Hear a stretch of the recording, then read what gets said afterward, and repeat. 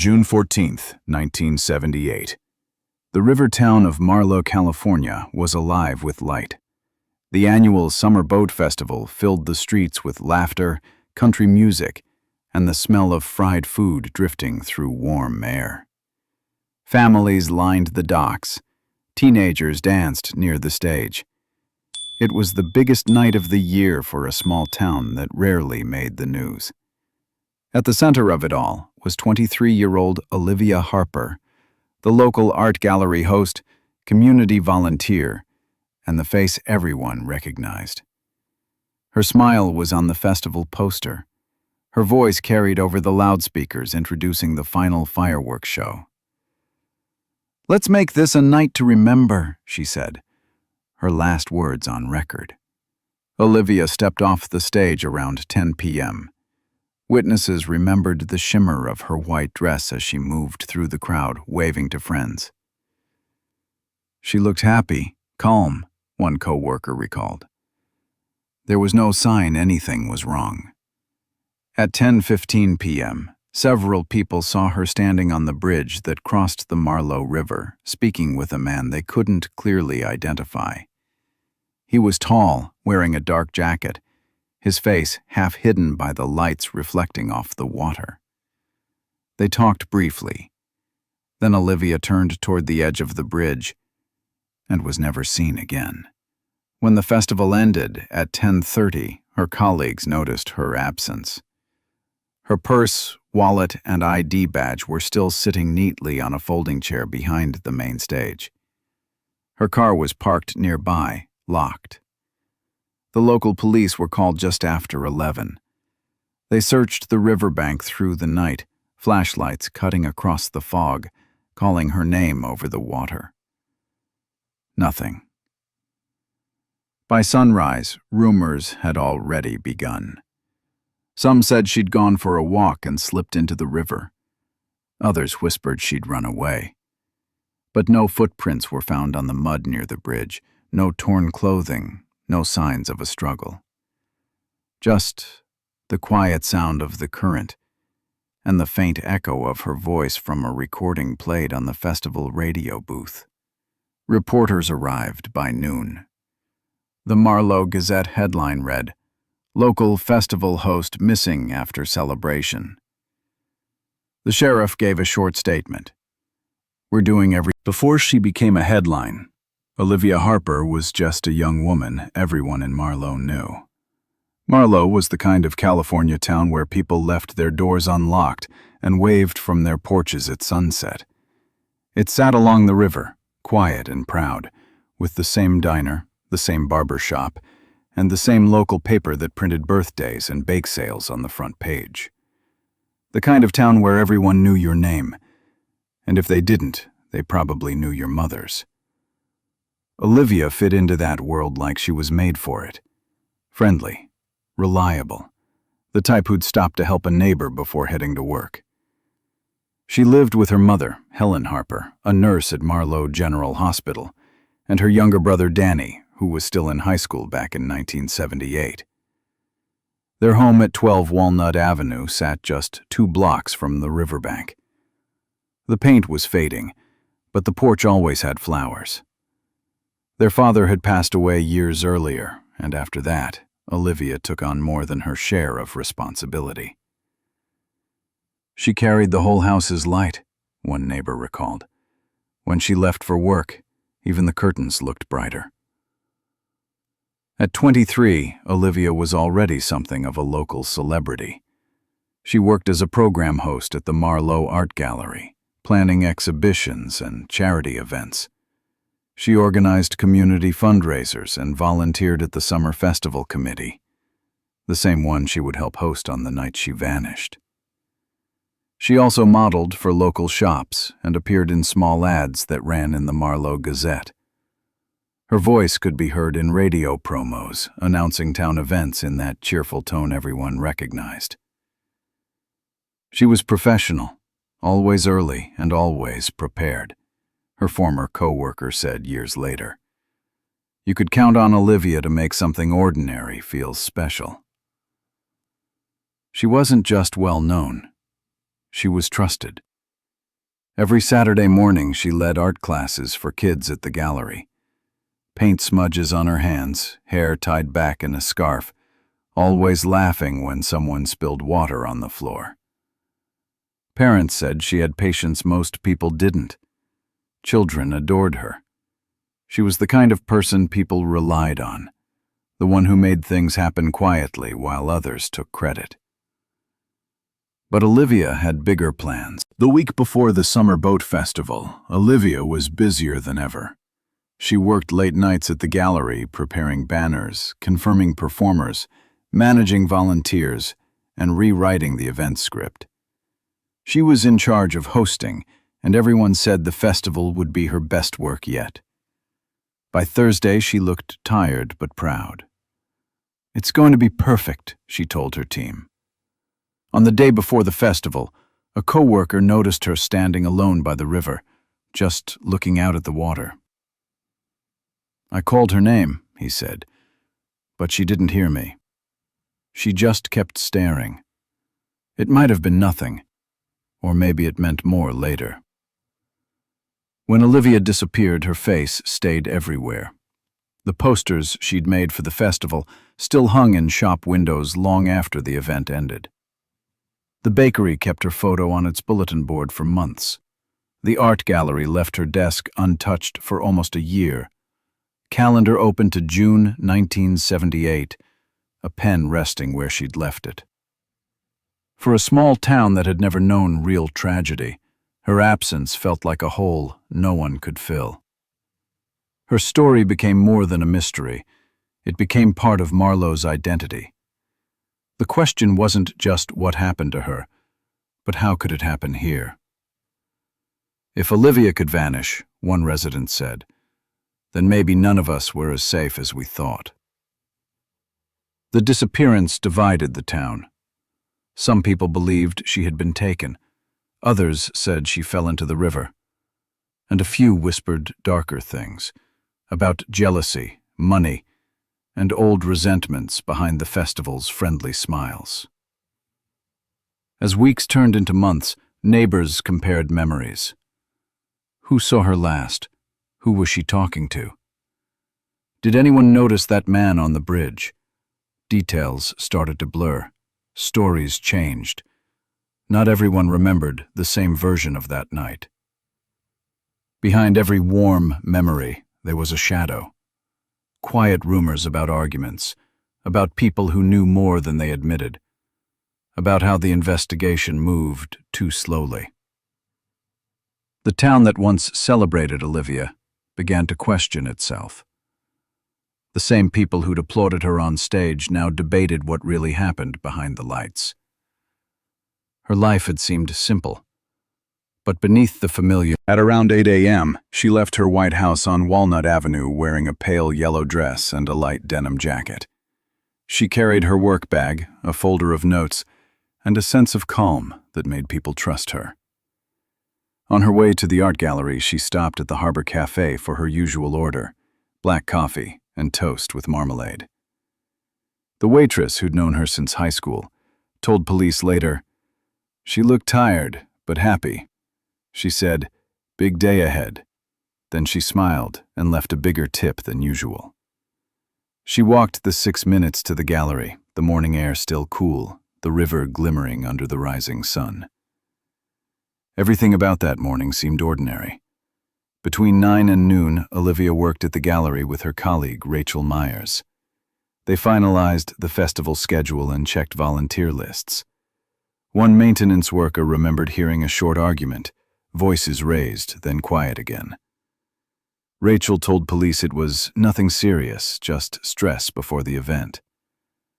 A delivery log shows Olivia signed for the lighting equipment at 11:47 a.m. Her handwriting was neat, steady, confident. It would be her last signature on record. At 12:30, she met Tommy Reed, the owner of the River's End Bar, at the Riverside Deli. They'd been friends since school. Witnesses remembered them laughing. Tommy told investigators, "She was excited. She said she'd finally gotten everything under control. She had to get back for the sound check." That would be the last confirmed conversation anyone had with her. After lunch, Olivia returned to the festival grounds near the Marlowe River Bridge.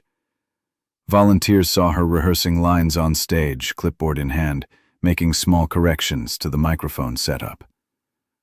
A local photographer took a few candid photos of her under the canopy lights. Those photos became the last images ever taken of her alive.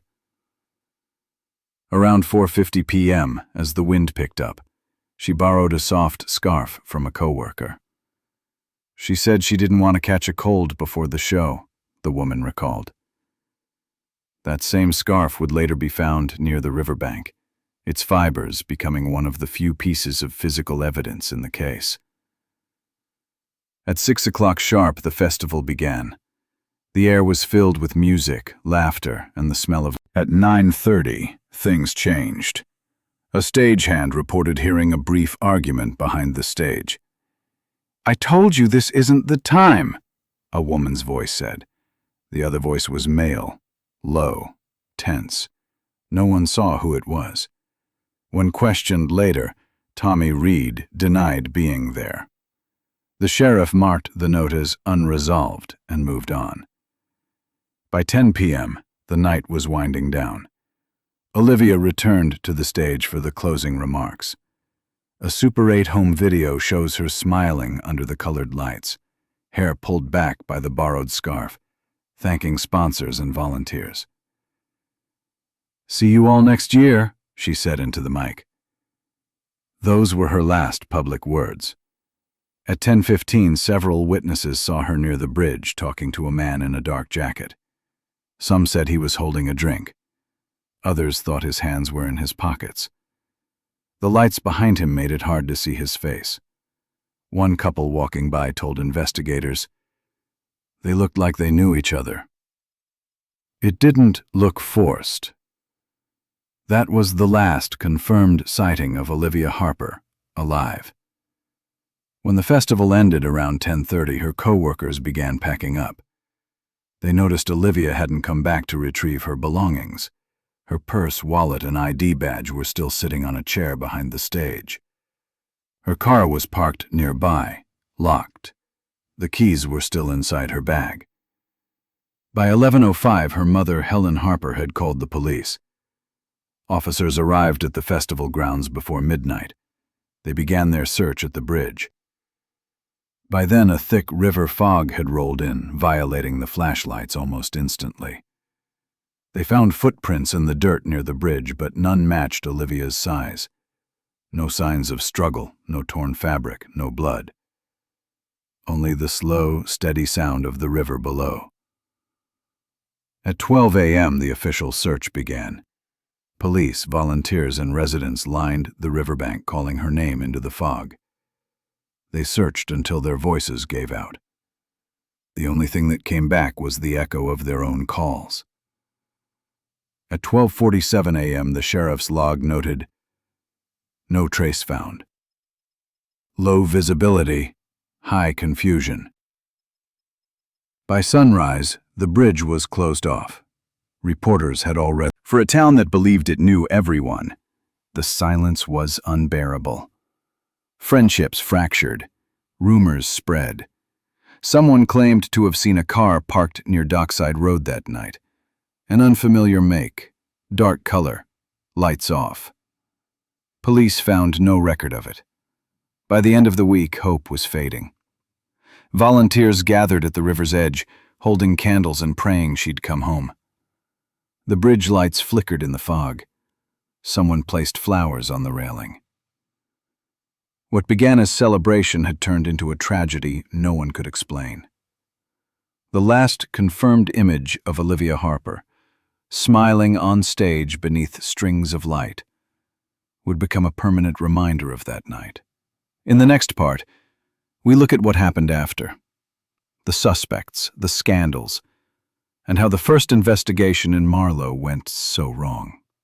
If you lived in California during the summer of '78, or if you remember the festival by the river, tell us what you know. Someone, somewhere, might still hold the missing piece of the truth. The morning after the festival, before the fog lifted from the river, 3 names were already moving through Marlowe like a current.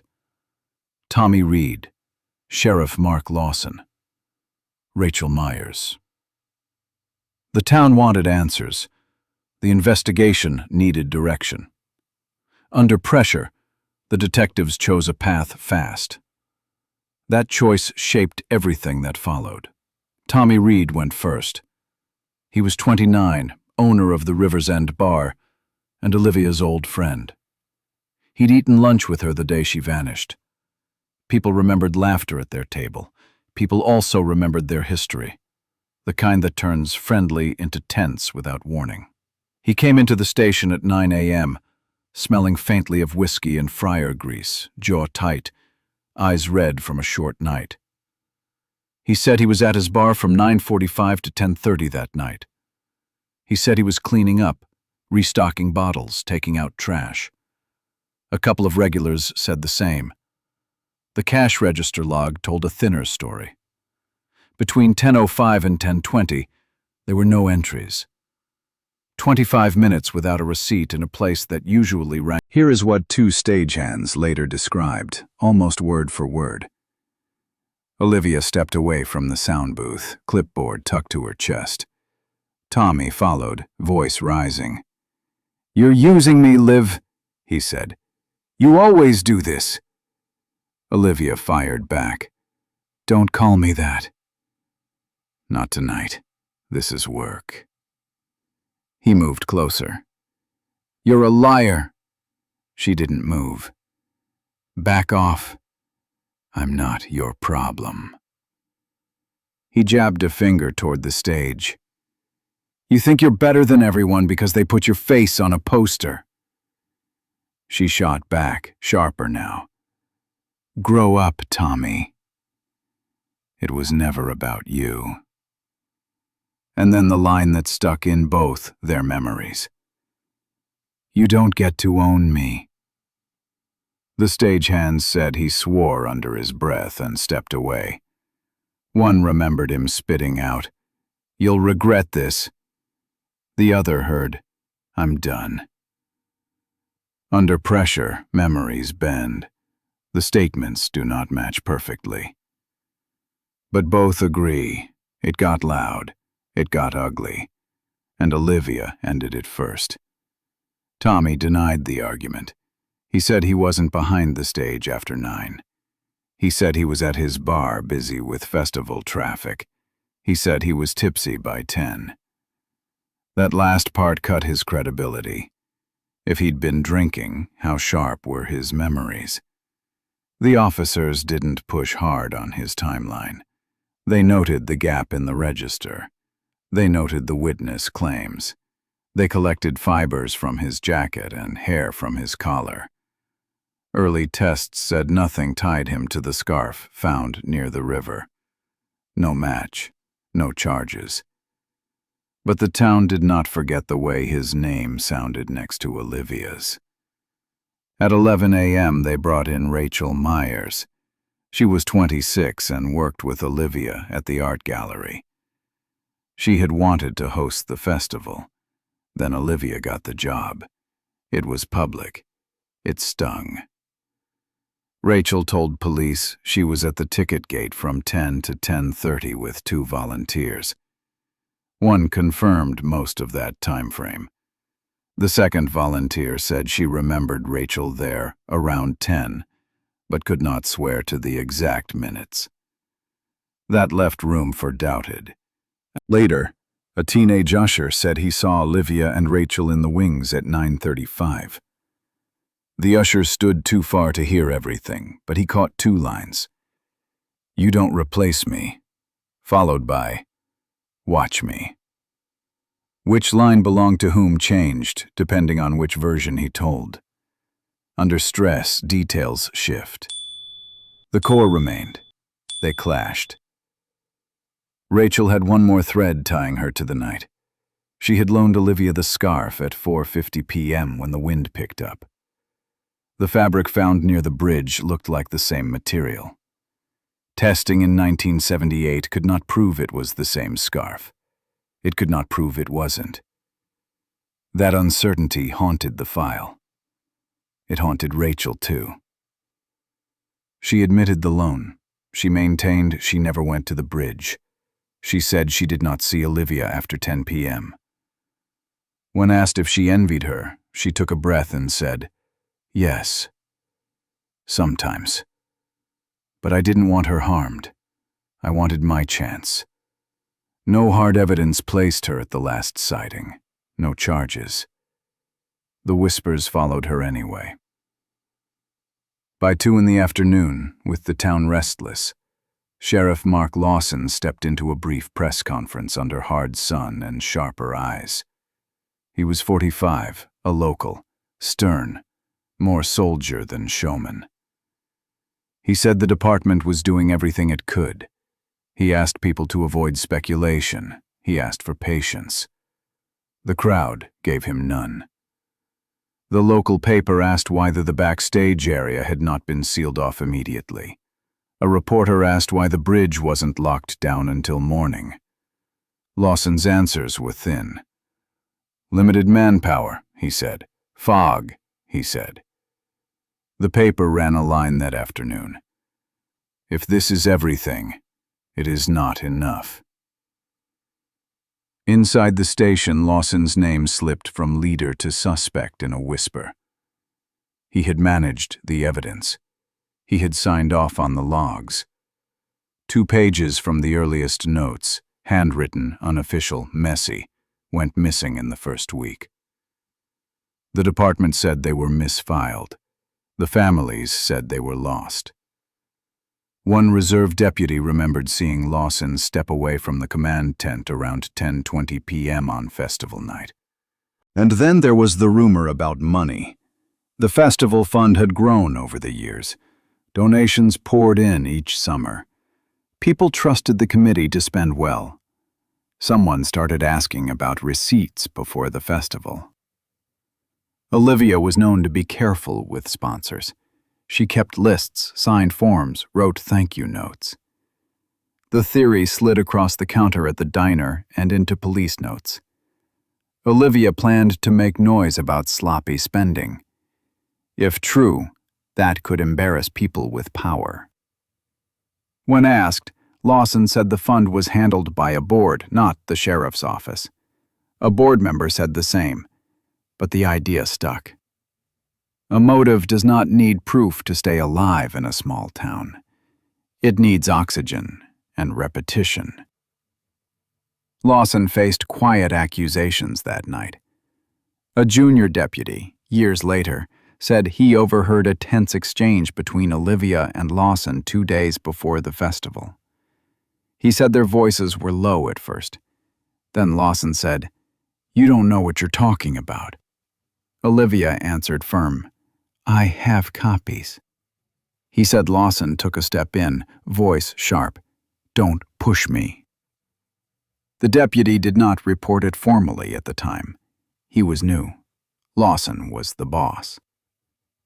When investigators circled back months later, Lawson denied any heated discussion with Olivia. The deputy stuck with his memory.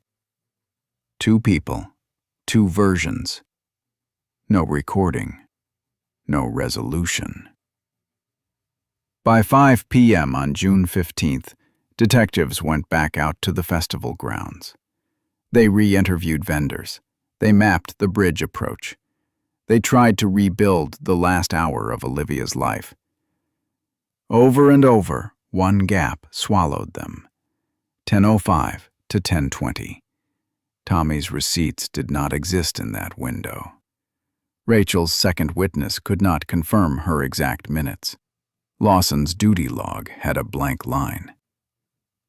3 different lives, 3 different gaps, each one deep enough to drown a certainty. The town, meanwhile, had already split into camps. At the river's end, people said Tommy's temper made him a prime suspect. At the grocery store, people said politics made Lawson a better target. At the gallery, whispers. When officers pressed Tommy about the alley confrontation, he bristled. He said he was sick of his name being thrown around like a dart. He said he and Olivia were friends. After more pressure, he snapped. "She thought she could talk to me like I was nothing," he said, "like I was some bar rat. She embarrassed me." Asked directly about the line, "You'll regret this," he shot back, "I don't talk like that." The officers wrote that down. They underlined it. They circled the gap on the register again. When they pressed Rachel about the wingside exchange, she held her ground. "We fought about staging," she said. "We did not fight about anything personal." Confronted with the vendor's account, "Stop stealing my work," and "Do your job or get out of the way," she shook her head. "People hear what they expect to hear." Then she added, almost under her breath, "Everyone wanted a show." It sounded like a confession of frustration, not harm. The detectives logged the quote. It did not push the case forward. When they pressed Lawson about the missing notes, he went cold. "This department is under strain," he said. "We are doing our best." Asked if he had known Olivia beyond the festival, he said he knew everyone in Marlowe because that was his job. Asked if he had stepped away between 10:15 and 10:25, he said, "I was where I needed to be." The deputy who heard "Don't push me" did not repeat the claim in front of Lawson. The room stayed quiet. The moment passed. Outside the station, rumor fed on rumor. Someone swore they saw a dark car parked on Dockside Road with its lights off around 10. No plate, no make. Another person said they saw the man in the dark jacket near the food stalls earlier in the night. "He wasn't from here," they said. "You can tell when someone doesn't belong. That is feeling, not fact." The file grew thick with feelings. By midnight on the second day, the investigation was a triangle that went nowhere. Motive points existed for each suspect. Jealousy for Tommy, pressure and pride for Rachel, reputation and oversight for Lawson. But motive without evidence is smoke. The scarf could have helped. Testing then could not tell the full story. The early report used a word that would haunt the detectives tried comparative timelines to break the deadlock. They put every confirmed minute on a wall chart. 9:30. Probable confrontation behind the stage. 10 o'clock. Closing remarks. 10:15. Olivia at the bridge with a man in a dark jacket. 10:20. Belongings still untouched backstage. 10:30. Festival over. 11:05. The call to police. Each suspect's movements slid under the lines like gears that almost meshed but never clicked. Tommy could have walked from his bar to the bridge in under 7 minutes if he cut through the alley and the back lot. Rachel could have slipped from the ticket gate to the bridge in 4. Lawson could have left the command tent and reached the bridge in 5. Each could have been there. None could be placed there with proof. They pushed harder on what Olivia knew about festival finances. A volunteer remembered seeing her tuck a thin folder into her satchel earlier that week. Another said she joked about making extra copies just in case.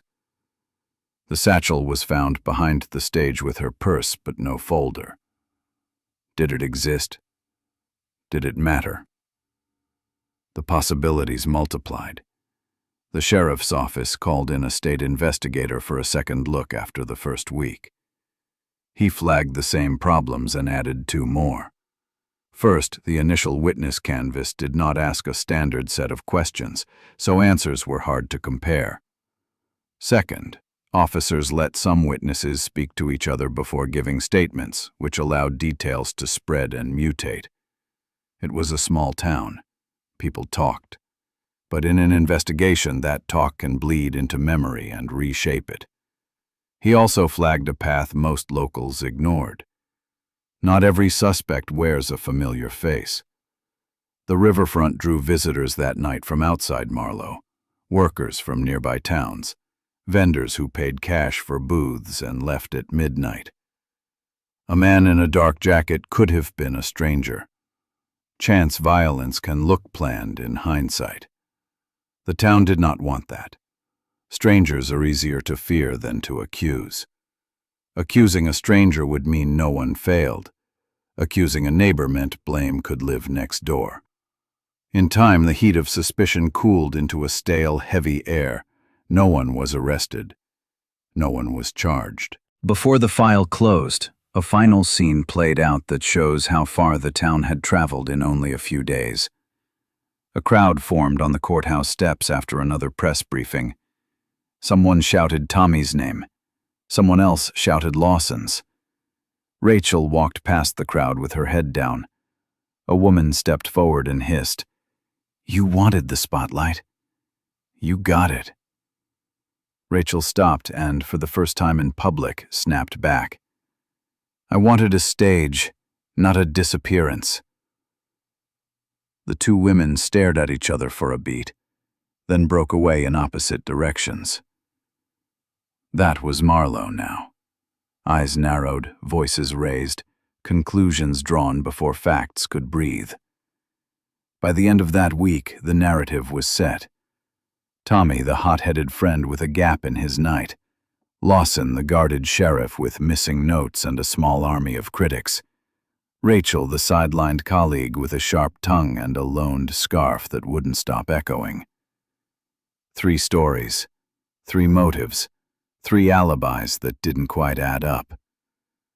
And nothing that proved any of them stood with Olivia on the bridge at 10:15 p.m. The investigation chose a fast start. It paid for that choice in the years that followed. What might have closed a case in days took decades instead. The evidence was thin. The pressure was thick. The town demanded closure and got suspicion. The family asked for truth and got theories. What they needed was a fact strong enough to cut through 25 minutes of darkness. It would not come from another headline or another argument. It would come from a sliver of cloth sealed in plastic, from a technology that did not exist in 1978, and from a name no one in Marlowe suspected. In the next chapter, we go back to the evidence that went nowhere. We track how a single piece of fabric, dismissed as inconclusive, survived long enough to become the key. If you lived in or near Marlowe in the summer of '78, or if you worked the festival grounds, share what you remember. A small detail, who stood where, who walked by, who carried a dark jacket, can unlock what pressure and rumor buried inside the brown case boxes of Marlowe. The story, the purse and wallet, shaped the first conclusion. Nothing had been rifled. Small bills remained. Cards were in place. Robbery made little sense. But the backstage zone was not sealed immediately. Crew members and helpers moved in and out before tape went up. That traffic turned a live scene into a contaminated one. The initial evidence entry did not pin exact minutes, only general windows. Reconstructing a true sequence later became guesswork. Even with flaws, one point stood out. Olivia had likely stepped away from the stage on purpose, or had been called away quickly, because her essentials were still there. The fabric became the most promising item. Collected in the damp just after dawn, it went first into a paper bag, and later into plastic, which was common practice at the time. The weave and color appeared to match the scarf Olivia had borrowed at 4:50 p.m. from a co-worker. Visual similarity is not proof. Forensic tools in 1978 could not read DNA. Examiners were limited to fiberglass, oils, and simple fluorescence. The lab wrote a single word that would define the case for years: inconclusive. Moisture, handling, and storage reduced the chance of saving microscopic material. The science could not close the gap. A stray Polaroid added heat but little light. A tourist had aimed a camera backstage around 9:10 to 9:20 and caught a blurred shape behind Olivia. The photo shook. The contrast was weak, and faces were lost in glare. It was never properly scanned in those first days. Time faded the original. It supported the idea that someone lingered near her, but it could not say who. Tracks near the bridge failed to deliver a clear story. Footprints did not match her shoe size. No deep slide marks suggested a simple slip. The riverbank had been trampled by volunteers and onlookers before a tight perimeter existed. Fog and wet ground scrambled texture and depth. At best, the ground said many people were there. At worst, it wiped away the one set that mattered. Logs told their own fractured version. A search entry at 12:47 a.m. read, "No, the Dockside Road report remained a shadow. 2 independent sources remembered a dark car sitting with lights off near 10. No plate, no make. No traffic cameras in 1978 to back them up. The county checked registrations for obvious matches and found none. It stayed in the file as a possible lead that never matured. Forensics of the era held real limits. No modern DNA profiling. Reliance on blood typing, fiber classes, and microscopy. Evidence storage standards were looser, making contamination more likely. Photographs and film degraded fast and could not be enhanced the way they can now. The consequence was clinical and crushing. Physical evidence existed, but not at the level needed to carry a case through a courtroom. Procedure added its own weight. The backstage area with the purse and badge was not locked down at once, and surfaces were touched. Railings at the bridge were wiped by a cleanup crew doing routine post-event work before a detailed print sweep happened. Witnesses discussed what they saw among themselves before formal statements, blending memory with rumor. The fabric did not receive rapid, specialized testing due to budget and capacity. Every small delay weakened the chain, and the chain was already thin. Lining up suspects against the evidence produced a grid without a match. Tommy had a gap from 10:05 to 10:20, but early fiber checks did not link his clothing to the fabric. Rachel had the clearest connection through the borrowed scarf, yet similarity of weave did not prove the recovered piece was the same item or place her at the bridge. Lawson's timeline and the missing pages created procedural concern, not a physical tie to the 10:15 encounter. Nothing hard placed any one of them at the rail when the sighting occurred. Public pressure filled the void. The local paper ran a headline that set the tone and split the town. People favored the suspect that matched their bias. Each camp read the gaps as proof. Each camp ignored the parts that did not fit. With no breakthrough and growing distrust, the case drifted into a holding pattern. By 1981, the effects rippled for years. Investigators carried a reputation for weak work. Friends and colleagues lived under suspicion. The community's trust thinned. The Harper home moved from hope to a long wait with no clear end. 4 questions lingered across every page. Was the fragment truly from the scarf Rachel had loaned? Did the man in the dark jacket connect to the Dockside Road car? What actually happened in the 10:05 to 10:20 windows tied to the key players? What was written on the 2 missing pages? When the file closed in 1981, it felt like the end. It was not. A thin envelope lay quiet in storage for decades, its label plain and its contents ordinary to the eye. Time would give that envelope new power. Science would give it a voice. and the case that went nowhere would finally start to move. The case didn't close. It just went quiet. Marlowe learned to live with a name that no one could forget. After 1981, the searches faded. The posters came down. The police called it a cold case, and the town moved on, at least on paper. The three names left behind, Tommy Reed, Sheriff Lawson, and Rachel Meyers, stayed fixed in people's minds like scars that never healed. Inside the Harper home, time stopped. Olivia's picture stayed on the same wall for decades. Fresh flowers stood beneath it. Every night her mother Helen left the porch light on.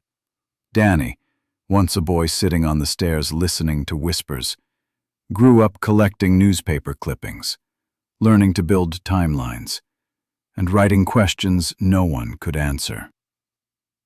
Marlowe itself changed shape. The summer festival became smaller, quieter. The river bridge that once shimmered with lights grew still. Tourists came and left without knowing what had happened there. Old residents remembered too much. Newcomers only knew rumors. The dock where her purse was found became a parking lot. The stage turned into a warehouse wall. The town's memory blurred with each renovation. The suspects' lives moved, but never far from the shadow of that night. Tommy Reed drank more, talked less, and died in 2005. Still treated like the man who might. The press came back every decade. 10-year specials, anniversary columns, recycled headlines. The girl from the river. Readers sent letters, theories, names. Most were useless. But in 2019, something new caught on. A podcast called Voices from the River retold Olivia's story with haunting detail. It reached millions. For the first time in years, people outside Marlowe were listening. That same year, Danny, now a private investigator, filed his own request to reopen the case. He had data, but not power. He tracked every remaining witness, drew charts, and compared statements. What he didn't have was access to evidence. The scarf fragment, the photos, the lab reports, all locked away. By the 2000s, forensics had changed. DNA analysis was reshaping justice across the country. States were building databases. Cold case units were forming. In Marlowe, the evidence boxes were dusted off, logged, and cataloged again. Among them was a small sealed envelope labeled Item Number 27, Cloth Fragment. It had survived storage, floods, and indifference. Public pressure reignited after the podcast. In 2023, more than 5,000 signatures demanded that the case be reviewed. The town council submitted a formal request. The state's cold case division took notice. Scientists proposed a modern DNA screening on the fabric using next-generation sequencing, something impossible in 1978. The request took months. Funding was debated, but eventually, approval came through. Technicians prepared to open the envelope that had waited nearly half a century. For Marlowe, the silence had cost more than time. Friendships had ended. Families had split. Faith in the system had cracked. But what remained was persistence. One family's refusal to let the name Olivia Harper fade. When investigators pulled the old box from storage and placed that fragile piece of fabric under the microscope, the town's long quiet began to shift. For the first time in 46 years, the case had movement. And inside that envelope, waiting through decades of dust and denial, was the answer Marlowe had been missing. A name. If you grew up in California and remember the summer of '78, or if someone you knew ever mentioned the Marlowe River Festival, Share what you remember in the comments below. Every memory, every rumor, every family story might help bring the full truth into focus. Next, we open the envelope that waited 46 years and uncover the name hidden in that single piece of fabric. Subscribe, hit the bell, and stay with us for Part 7, the DNA breakthrough. Justice might have taken half a lifetime, but it's finally catching up. March 2024. Inside a state lab in Sacramento, a technician unsealed an envelope that hadn't been touched in 46 years. The label read, Evidence number 27, cloth fragment. The air was cold, the lights sharp, and the silence heavier than anyone wanted to admit. After decades of waiting, the case of Olivia Harper was moving again. The fragment came from a sealed evidence box pulled out of the Marlowe archives. It had been marked for preservation, checked once a decade, but never tested with modern DNA. The old tape was peeled back. A digital log recorded the exact time and initials of the technician. Then the small square of faded fabric was cut into two pieces, one for preservation, one for testing. The sample went through touch DNA sequencing, a method that can extract trace genetic material from objects that have been handled, even briefly. The fragment was loaded into a clean centrifuge. Machines began their hum, slow, steady, clinical. The computer screen flickered as the first molecular data appeared. After 12 hours, a faint pattern emerged. Partial male profile detected. The system ran it through the California State DNA Index, then through CODIS, the federal database that had solved hundreds of cold cases across the country. Thousands of comparisons flashed across the screen. None of them matched. For a while, it seemed like another dead end. But on the 19th hour, one line turned green. Match found. Walter Greer. The name meant nothing to the team at first. He wasn't on any list from 1978.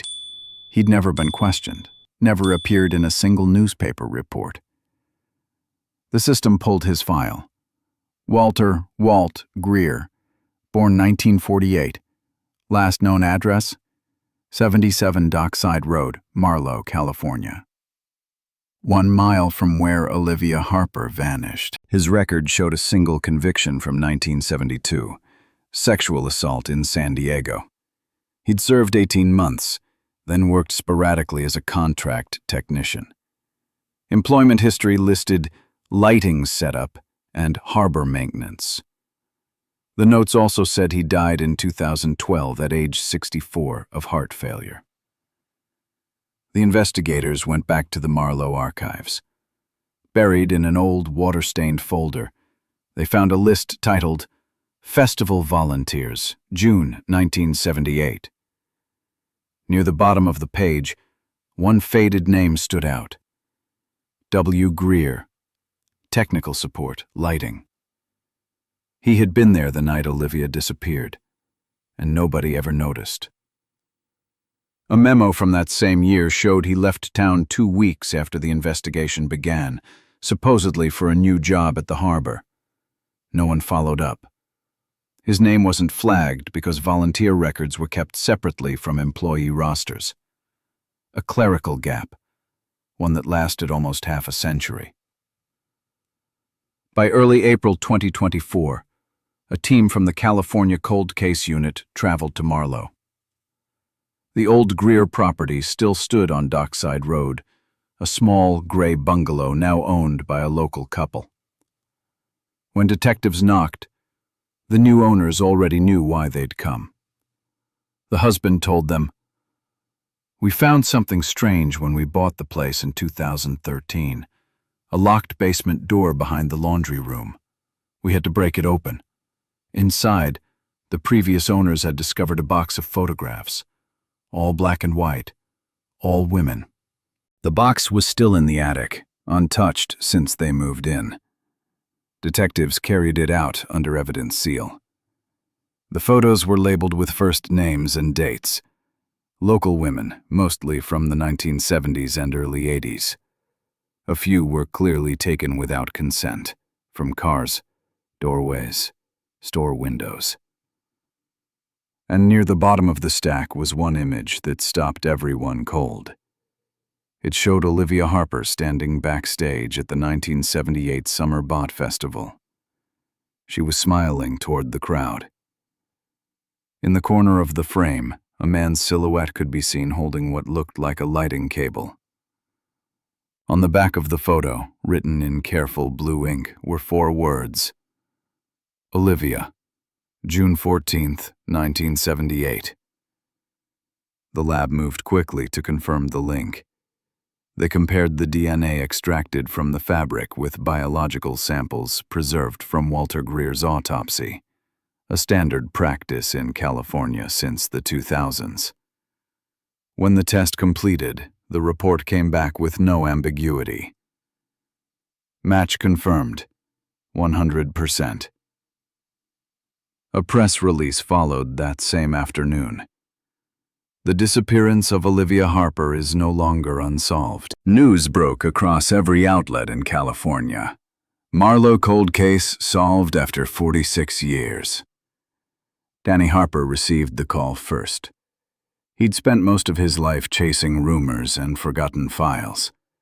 Now he had a name, not a theory, not a maybe, but a name. The voice on the other end of the line said, "It's done." The next morning, the Harper family was invited to the state police headquarters. A folder lay on the table marked "Confidential." Inside, with the DNA results, photographs of the evidence, and a brief summary of Walter Greer's life. Helen Harper was gone by then, but Danny carried her photo in his hand when he signed the acknowledgement receipt. Outside the building, reporters waited. The headline spread fast. DNA breakthrough solves 46-year mystery. Justice, at last. Across social media, Olivia's smile resurfaced. The same image from her art gallery posters now captioned with a single word: justice. The podcast, Voices from the River, released a special episode that night titled "The Name We've Been Waiting For." Listeners flooded the comments. Some cried. Some asked why it took so long. Others wanted to know how no one had ever noticed Greer. Police records filled in the missing years. Walter Greer had served in the Navy, stationed in San Diego, discharged after the 1972 case. He drifted between ports, working odd jobs that gave him easy access to public events and warehouses. When he arrived in Marlowe, he rented a small cabin facing the river, listed under a temporary work address. His role at the 1978 festival was simple: set up and monitor lighting for the evening performances. That meant full backstage access, including the area where Olivia's belongings were found. After the festival, he quietly disappeared. He relocated to Oregon, then Nevada, changing jobs every few years, always in maintenance, always near rivers or docks. He never married, no known family, no criminal record after 1972. He died in 2012 of heart failure, buried in a veterans cemetery in Reno. The discovery shook Marlowe to its core. For decades, people had pointed fingers at their own neighbors. Tommy Reed, Rachel Meyers, Sheriff Lawson. Their names had filled gossip columns and family arguments for years. Now, the real killer turned out to be a man nobody had even remembered. The California Department of Justice called it a landmark case. A forensic supervisor later said, "Every piece of evidence has a voice. Sometimes it just takes the right technology to hear it." The town of Marlowe finally had closure, or thought it did. The file was reopened for documentation, and the case officially changed status from cold to solved.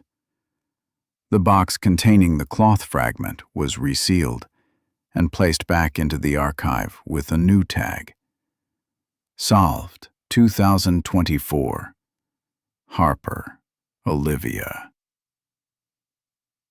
Danny Harper stood outside the lab that evening and looked toward the Sacramento River. He said the only thing that came to mind, that his sister's name finally... April 2024. The house on Dockside Road stood quiet. A thin line of yellow tape crossed the doorway, and the air inside smelled like dust and metal. Investigators stepped into the basement that hadn't been opened in over a decade. Wooden stairs creaked under their boots. Cobwebs clung to the corners. On the concrete floor sat a row of metal boxes, some rusted, some still locked. Everything that Walter Greer had left behind was finally about to be seen. Each box was tagged, numbered, and logged. Inside were pieces of a life no one really knew existed. A stack of black and white photographs, names written in careful ink. Most were of local women, waitresses, teachers, students. One image froze everyone in the room. Olivia, June 14, 1978. She stood backstage at the festival, smiling toward the crowd. In the corner of the frame, a shadowed figure held a cable near the lighting rig. Another box held a volunteer badge stamped Lighting Tech. A small notebook listed times and places. Setup, bridge, final. There were hand-drawn sketches of the stage layout, notes about wiring, and a map of Marlowe with 3 areas circled: backstage, the bridge, Dockside Road. A bundle of cloth strips matched the same weave and age as the torn fragment collected near the bridge in 1978. There was a pair of gloves, a cracked flashlight, and an unprocessed film roll labeled Boat Festival 78. Every item was sealed, photographed, and transferred into new evidence bags. For the first time, the chain of custody was flawless. No guesses, no gaps. The photographs were scanned and enhanced. Several were clearly taken at the festival, showing Greer near the lighting booth, another of him walking toward the riverbank at dusk. The notebook entries were time-stamped between 9:40 and 10:20 p.m., the exact window Olivia disappeared. DNA swabs from the gloves and flashlight matched the same genetic profile confirmed in March. Even microscopic traces of paint and powder on the cloth matched residue from the stage lighting equipment. Step by step, the story rebuilt itself. The recovered Polaroid, once thought useless, was cleaned and digitized. Under color correction, a faint outline of a cable reel and a lighting badge appeared on the man's chest. His build and height matched Greer's Navy service file, 5'11", broad shoulders. The man in the dark jacket wasn't a mystery guest or another suspect. It was the festival's own technician. For the first time, the 3 people who had lived under suspicion for decades were cleared. Tommy Reed's bar receipts and witness logs were rechecked. His DNA was never found on any exhibit. Sheriff Mark Lawson's missing minutes were negligence, not involvement. His failure to secure the site caused the damage that buried the truth. But he hadn't killed anyone. And Rachel Meyers' scarf, the one she had lent Olivia that afternoon, was ruled out completely. Her DNA wasn't on the recovered fabric. The weave matched material Greer used for cable ties, not her clothing. 3 people, carried the weight of accusation for 46 years. None of them were guilty. The state report detailed everything: the DNA chain, the basement discovery, the photo evidence. Sheriff Lawson, now 91, sent a handwritten letter to the Harper family. In it, he apologized for the mistakes that let a predator walk free, and for allowing the town to turn against its own. Marlowe's counsel passed a motion to retrain every deputy in evidence handling and interview protocol. When the press release went live, the headline was simple: "Case closed. Offender deceased." Walt Greer had died in 2012. He would never face trial, never confess, never stand in court. But the file now carried his name, his DNA, his guilt, something Olivia Harper had been denied for almost half a century. The family's reaction was quiet, relief mixed with exhaustion. Danny Harper said it felt less like victory and more like the end of a long echo. The photo that haunted the town for years, the smiling girl in the white dress, was finally paired with an answer. For Marlowe, it meant something deeper. The festival that once defined its pride had become a reminder of what side. Walt Greer's basement also became a cautionary monument to process failure. For decades, the town searched in circles because his name had been buried under a single clerical oversight. A missing cross-reference between festival staff and city contractors hid a predator in plain sight. The Forensic Division later published a report titled "The Harper Case and the Power of Retained Evidence." It emphasized how technology and persistence can rebuild even the most broken investigations. But it also warned that science alone isn't enough. Someone has to care enough to look again. At sunset, the team packed up the final evidence crate. The photo labeled Olivia, June 14, 1978, lay beside the resealed cloth fragment in its clear sleeve. The basement door shut one last time. A fresh seal went across the frame, stamped "Case Closed, 2024. Outside, the river glowed orange under the fading light. The town that had carried suspicion for decades finally stood still. The truth was no longer missing. The lies were no longer useful. Justice had come, late, incomplete, but real. And yet, as the investigators drove away, one thought remained. Some answers end a case. Others only begin new questions. What else had Walter Greer hidden in that room before he died? Were there other women in those photos still waiting to be identified? Marlowe had its closure, but not its peace. In the final chapter, the town will gather once more beside the water to remember the girl they lost and the decades it took to find her truth. Because even when a case is closed, its story keeps breathing. When the truth finally had a name, Marlowe didn't cheer. It just stood still, quiet, tired, and grateful. The summer light over the river looked softer now. The bridge where Olivia Harper was last seen had been rebuilt into a walkway lined with flowers. On one side stood a new sign: Olivia Harper Memorial Park, 1978 to 2024. People came by after work to leave white roses. Children ran across the bridge without fear. For the first time in 46 years, the river didn't feel haunted. Then came the moment Marlowe had waited for. The names of the wrongly accused: Tommy Reed, Sheriff Mark Lawson, and Rachel Meyers, were officially cleared. Tommy's sister read a statement. He spent 30 years under suspicion. He can rest now. The town council voted to rename the small path beside the river Harper Way. For once, no one objected. From this case came lessons written in bold. Every piece of evidence matters. Every volunteer, every name on a list must be checked.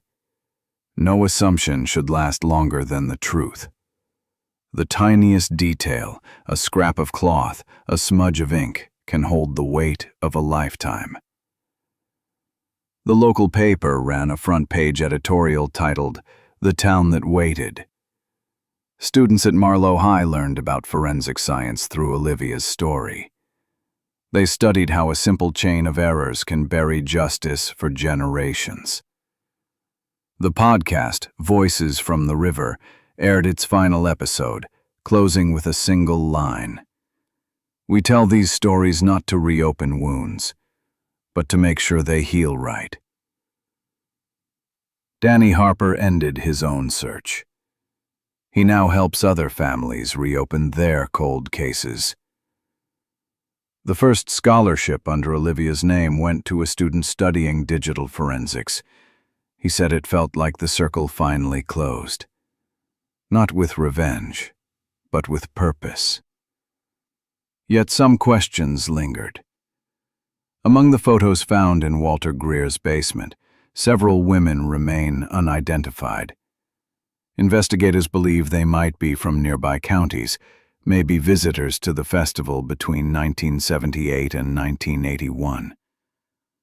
Authorities have released those images to the public, asking for help to confirm their identities. Anyone who attended the Marlowe Summer Boat Festival during those years, or has old photos, tickets, or personal journals, is asked to come forward. Every confirmed detail, no matter how small, will be handled through verified, scientific review. The goal now is accuracy, not speculation. The conclusion was simple and final. Justice came late, but it came. It ended the rumors, it honored the facts, and it left behind a roadmap for investigators, for families, for any. If you lived near Sacramento Valley in the late 70s, if you ever attended the Marlowe Summer Boat Festival, or if you have photographs from that time, your memories might still matter. Share what you know in the comments. Every old photo, every program, every scrap of paper could connect a missing piece. And if this story moved you, subscribe to follow our Cold Case Reopened series. Each story we tell brings us closer to truth for families still waiting. Send this video to someone who remembers the 70s. Maybe they remember more than they think. Some stories fade. Hers refused to. Marlowe kept its promise to the past, so the rest of us can live in peace. If you have something to say, now is the time to speak.